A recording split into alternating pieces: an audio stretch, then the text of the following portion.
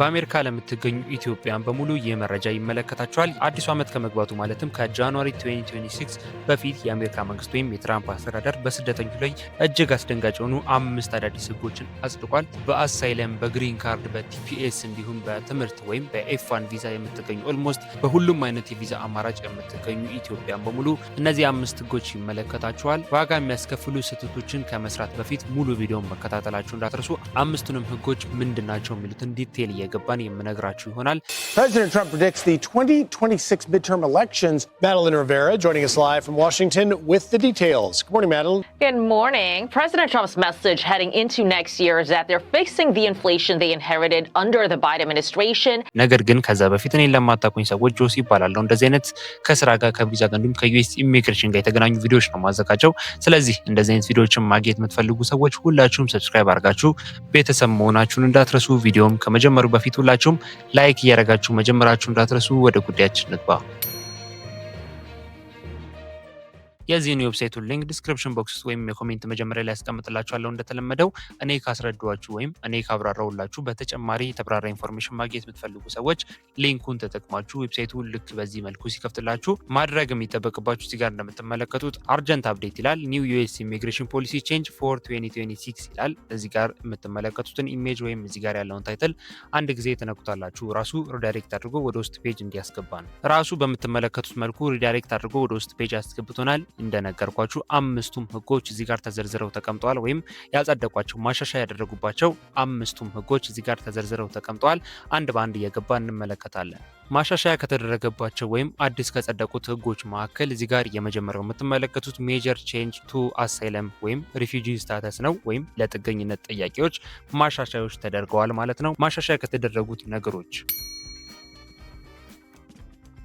ሁሉም የጥገኝነት ጥያቄዎች ጥብቅ ምርመራ እስኪደረግባቸው ድረስ ለጊዜው እንዲቋረጡ ወይም ለጊዜው ፖዝ እንዲደረጉ መወሰኑን እዚህ ጋር እንደምትመለከቱት ታያላችሁ። ይህም የሆነበት ምክንያት ሁሉም አሳይለም ሲቀሮች ወይም አሳይለም ጥያቄዎች ጥብቅ ምርመራ እንዲደረግባቸው መወሰኑን ከዚህ በፊት ነግሬያችሁ ነበር። አሁን ደግሞ በባለፈው የነገርኳችሁ የጥብቅ ምርመራ እናደርጋለን ያሉት ጉዳይ በግልጽ እስኪፈጸም ድረስ አሁን ላይ ለጊዜው እንዲቋረጥ ወይም አሳይለም ለጊዜው ፖዝ እንዲደረግ መወሰናቸውን ገልጸዋል። እንዲሁም ደግሞ አዲስ ጥገኝነት ለማመልከት የሚረዳው የኦንላይን ሲስተም በአሁኑ ወቅት በአግባቡ እየሰራም እንዳልሆነ ራሳቸው አናውንስ አድርገዋል።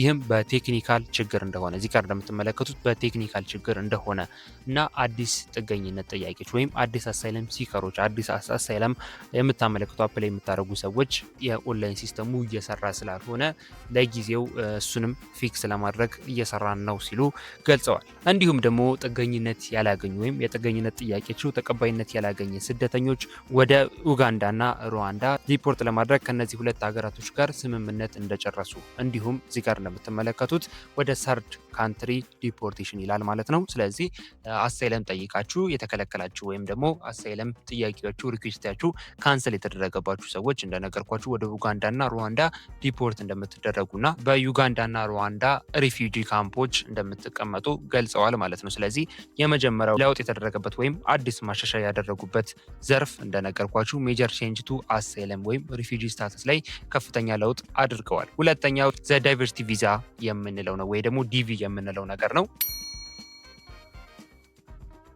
ዲቪ ሎተሪ እንደሚታወቀው የሚሞላበት ጊዜ ግልጽ ነበር ወይም እስከዛሬ እንደተለመደው የሚሞላበት ወይም የሚጀመርበት ጊዜ ይታወቅ ነበር። ነገር ግን በዚህኛው ዓመት እንዲዘገይ ተደርጓል።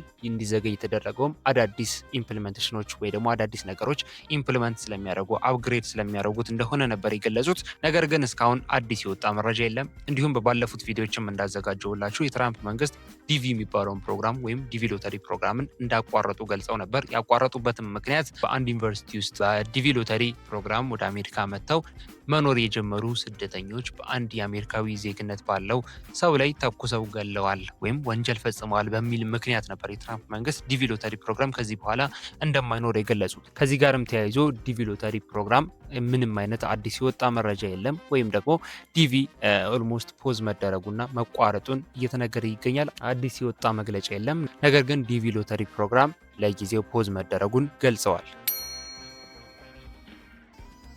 ሌላኛው ተርሚኔሽን ኦፍ ቲፒኤስ ፎር ኢትዮጵያን ይላል። ይህ ማለት የጊዜያዊ ጥበቃ ወይም ቴምፖራሪ ፕሮቴክሽን ስታተስ የምንለው ለኢትዮጵያን ተሰጥቶ የነበረው ማለትም ኢትዮጵያን ሲጠቀሙ ብዙ ኢትዮጵያኖች የተጠቀምንበት ማለት ነው። ቲፒኤስ ፕሮግራም ወይም በመንግስት ጥበቃ የሚደረግልን ማለትም ዲፖርት ካለመደረግ እንዲሁም ደግሞ መብታችን እንዳይጣስ በመንግስት በኩል ፕሮቴክት ስንጠቀምበት የነበረው ቲፒኤስ ወይም ቴምፖራሪ ፕሮቴክሽን ስታተስ መቋረጡን ገልጸዋል። እንዲሁም ከረንትሊ በቲፒኤስ ፕሮግራም ውስጥ የምትገኙ ኢትዮጵያን በገዛ ፈቃዳችሁ አሜሪካን ለቃችሁ እንድትወጡ ጥሪ እየቀረበ ይገኛል በትራምፕ መንግስት ወይም በአሜሪካ አስተዳደር። እንደነገርኳችሁ በገዛ ፈቃዳችሁ አሜሪካን ለቃችሁ እንድትወጡ ጥያቄ እየቀረበ ይገኛል። ይሄም ከዲሴምበር 30 በፊት ወይም ቢፎር ዲሴምበር 30 ከመድረሱ በፊት አሜሪካን ለቃችሁ በገዛ ፈቃዳችሁ ውጡ እያለ ይገኛል። ያልወጣችሁ እንደሆነ ደግሞ ራሳችን በኃይል ወይም በጉልበት የምናስወጣ መሆኑን እንገልጻለን ሲሉ ገልጸዋል። ስለዚህ ከዲሴምበር ወይም ቢፎር ዲሴምበር 30 አሜሪካን ለቃችሁ ውጡ እየተባለ ይገኛል። ይህን ቪዲዮ በማዘጋጅበት ጊዜ ዲሴምበር 29 ነው ወይም ዲሴምበር 29 ነው። ነገር ግን እየተባለ ያለው እስከ ነገ ዕለት ማለትም እስከ ዲሴምበር 30 ድረስ በገዛ ፈቃዳችሁ አሜሪካን ለቃችሁ ውጡልኝ ሲል ጥሪ አቅርበዋል። ስለዚህ በሶስተኛ ደረጃ ለውጥ የተደረገበት ወይም ማሻሻያ የተደረገበት ነገር ቲፒኤስ ፕሮግራም ለኢትዮጵያን ሙሉ በሙሉ መሰረዙን አናውንስ አድርጓል ወይም ገልጸዋል። ሌላኛው የስራ ፍቃድ ነው ወይም ኤምፕሎይመንት አውቶራይዜሽን ወርክ ፐርሚት የምንለው ነው። ከዚህ በፊት ሲሰጥ የነበረው የ5 ዓመት የወርክ ፐርሚት ወይ ደግሞ ለ5 ዓመት የሚያገለግል የስራ ፍቃድ። አንድ ሰው የስራ ፍቃድ ሲሰጠው ወይ ደግሞ ወርክ አውቶራይዜሽን በሚሰጥበት ኤምፕሎይመንት አውቶራይዜሽን በሚሰጥበት ጊዜ የሚያገለግለው ለ5 ዓመታት ነበረ። አሁን ግን ይህ ነገር ተቀይሮ ለ18 ወራት ብቻ እንዲያገለግል ማድረጋቸውን ገልጸዋል። ስለዚህ ከዚህ በኋላ ማንኛውም ሰው ወርክ ፐርሚቱ የሚያገለግለው ለ5 ዓመት ሳይሆን እንደበፊቱ አሁን ላይ ለ18 ወራት ብቻ መሆኑን ይህም በየ18 ወራቱ የሚታደስ መሆኑን ገልጸዋል። እንዲሁም ደግሞ አውቶማቲክ ኤክስቴንሽን የሚባለው ማለትም ለ540 ቀን አውቶማቲክ ኤክስቴንድ የሚያደርገው ነገር ከዚህ በኋላ መሰረዙን እንዲሁም ይህ ነገር እንደማያገለግል እንደነገርኳችሁ 18 ወራት ሲደርስ ግዴታ ወርክ ፐርሚታችሁ ወይም ኤምፕሎይመንት አውቶራይዜሽን ሰርቲፊኬታችሁን ማደስ እንዳለባችሁ ገልጿል። ነገር ግን ሳታድሱ ወይም ደግሞ እንደነገርኳችሁ 18 ወር ሞልቶት ወይም 18ኛ ወሩ ደርሶ ሳታድሱ ወርክ ፐርሚታችሁን የምትጠቀሙበት አይነት ከሆነ ወንጀል እንደሆነ ማለትም ተቀባይነት እንደሌለው ገልጸዋል። ስለዚህ ከ5 ዓመት ወደ 18 ወር መቀነሳቸውን ገልጸዋል። ስለዚህ አራተኛ ለውጥ የተደረገው ወይ ደግሞ ማሻሻያ የተደረገው የጸደቀው ነገር ኤምፕሎይመንት አውቶራይዜሽን ወይም ወርክ ፐርሚት የምንለው ይሆናል። በአምስተኛ ደረጃ ኢንተርናሽናል ስቱደንቶች ወይም በኤፍ1 ቪዛ እና በጄ1 ቪዛ ወደ አሜሪካ የገባችሁ ተማሪዎች በሙሉ ማሻሻያ የተደረገባቸው ነገሮች አሉ።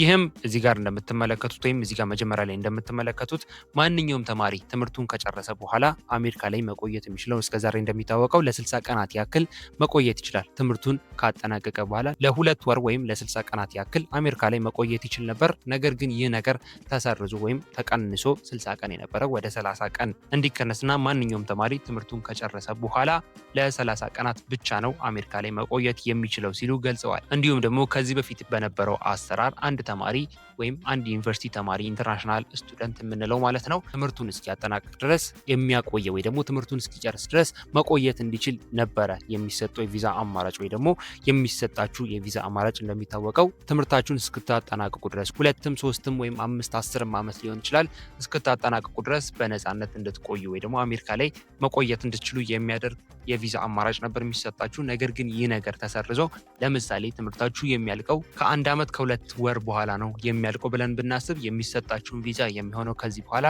ለ1 ዓመት ለ2 ወር የሚያገለግል ብቻ መሆኑን ማለትም ትምህርታችሁ ኤግዛክት እስከሚያልቅበት ጊዜ የሚያገለግል ቪዛ መሆኑን ገልጸዋል። እንዲሁም እንደነገርኳችሁ 2 ወር መቆየት የምትችሉትን ማለትም አፍተር ትምህርት ወይም ትምህርታችሁን ግራጁዌት ካደረጋችሁ ከጨረሳችሁ በኋላ 2 ወር ነበር መቆየት የሚቻለው አሁን ወደ 1 ወር መቀነሳቸውን ገልጸዋል። ስለዚህ ለኢንተርናሽናል ስቱደንቶችም የተቀየረው አዲሱ ሕግ ይህንን ይመስላል። ሌላው እንደ ቲፕ ማለትም ከ5ቱ አዳዲስ ማሻሻያ ካደረጉባቸው ሕጎች አንድ መጨመርላችሁ ቲፕ ዲናቹራላይዜሽን ኤንድ ሶሻል ሴኩሪቲ በሚባለው ዙሪያ ነው።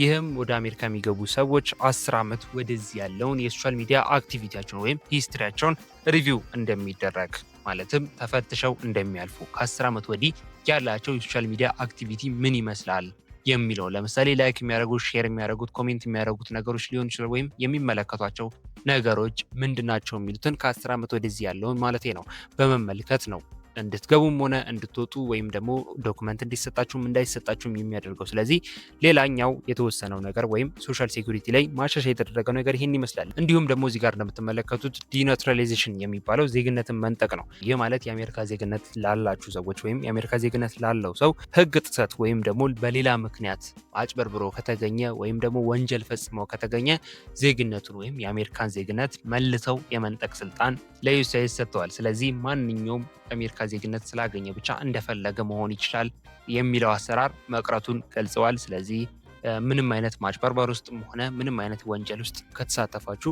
መልሰው መንጠቅ እንዲችሉ የሚያደርግ አዲስ አሰራር መጀመራቸውን ገልጸዋል። ስለዚህ አጠቃላይ የትራምፕ አስተዳደር ወይም የአሜሪካ መንግስት ያወጣቸው ወይም ማሻሻያ ያደረገባቸው ነገሮች እነዚህን ይመስላሉ። አሪፍ ኢንፎርሜሽን እንደሰጧችሁ ተስፋ አድርጋለሁ። እባካችሁ ሁላችሁም አሁን ከነገርኳችሁ ነገሮች ራሳችሁን መጠበቃችሁን እንዳትረሱ። ቀጣዩ ዓመት ለሁላችንም አሪፍ ይሆናል ብዬ ተስፋ አድርጋለሁ። ለሁላችንም አሪፍ ተስፋ የምናገኝበት እንዲሁም እኛ ስደተኞች የምንጨናነቅበት ሳይሆን አዳዲስ ለኛ ጥቅም የሚያመጡ ነገሮች የምንሰማበት ያድርግልን። ሀሳብ አስተያየት እንዲሁም ጥያቄ ካለ ኮሜንት ላይ ጻፉልኝ። እንዲሁም ኔክስት እንድሰራው የምትፈልጉት ቪዲዮም ካለ ኮሜንት ላይ ጻፉልኝ። የአዲሱንም ዓመት መልካም ምኞታችሁን ኮሜንት ላይ ጻፉልኝ። እንዲሁም ለዚህ ቻናል አዲስ የሆናችሁ ሰዎች ሰብስክራይብ አድርጋችሁ እንደዚህ አይነት ቪዲዮዎችን ቶሎ ቶሎ ስለማዘጋጅ ሁላችሁም ሰብስክራይብ እያደረጋችሁ ቤተሰብ መሆናችሁ እንዳትረሱ። እንዲሁም ቪዲዮ ከመውጣቱ በፊት ሁላችሁም ላይክ ያደረጋችሁ ምን ያህል እየወደዳችሁት እየተመቻችሁ እንደሆነ አሳውቁኝ። ምክንያቱም ላይክ ባደረጋችሁት ቁጥር ምን ያህል ቪዲዮ እየወደዳችሁት እየጠቀማችሁ እየተመቻችሁ እንደሆነ ስለመረዳ በርካታ አዳዲስ ለውጦች በሚደረጉበት አዳዲስ አፕዴቶች ወይም አዳዲስ መረጃዎች በሚወጡበት ጊዜ ቶሎ ተከታትዬ እንዳደርሳችሁ ምን ያህል ቪዲዮ እየወደዳችሁት እየተመቻችሁ እንደሆነ ላይክ እያደረጋችሁ አሳውቁኝ። በቀጣይ በሌላ ቪዲዮ አገኛችኋለሁ። ለሁላችሁም መልካም እድል፣ መልካም ጊዜ።